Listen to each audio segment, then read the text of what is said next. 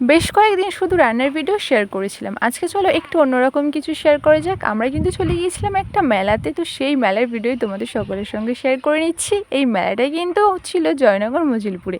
তো কিসের মেলা সেটাই তো বলার না, এটা তো বেশের মেলা। মায়ের দর্শনটা কিন্তু আমরা সেরে নিয়েছিলাম। এই যে ঠাকুরটা আছে, এই ঠাকুরের কিন্তু 15 দিন বেশ বদল হয়, তার জন্য করে মেলাটার নাম বেশের মেলা। আর 15 দিন কিন্তু ভাঙা মেলা থাকে, টোটাল এই মেলাটা 1 মাস থাকে। তোমরা যারা যারা আসতে চাও অবশ্যই কিন্তু এই মেলা থেকে এসে একবার ঘুরে যাও, তোমাদের আশা করি খুবই ভালো লাগবে। তো দেখো, মেলা থেকে বেরিয়ে আমরা একটু কয়েকটা দোকানে গিয়েছিলাম। সেখানে গিয়ে জিনিসপত্রগুলো দেখছিলাম। এই গলার হারগুলো কিন্তু বেশ সুন্দর লাগছিল।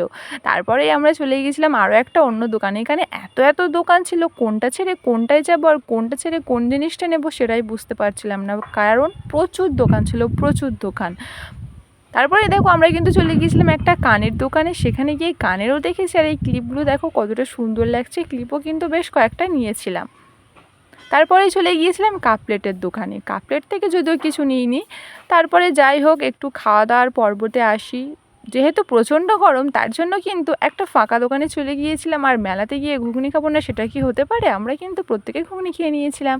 আর তারপরে দেখো, এই যে চরকাটা, এটাতে ওঠার আর সাহস আমরা দেখাইনি, এটা শুধু ভিডিওটাই করেছিলাম। খুব সুন্দর লাগছিল কিন্তু দেখতে। তারপরেই কিন্তু আমরা খেয়ে নিয়েছিলাম মোমো। মোমোটা খেতে তো ওয়াও ছিল, আমার বোনের রিয়াকশানটা দেখেই বুঝতে পারবে, গরম গরম ছিল।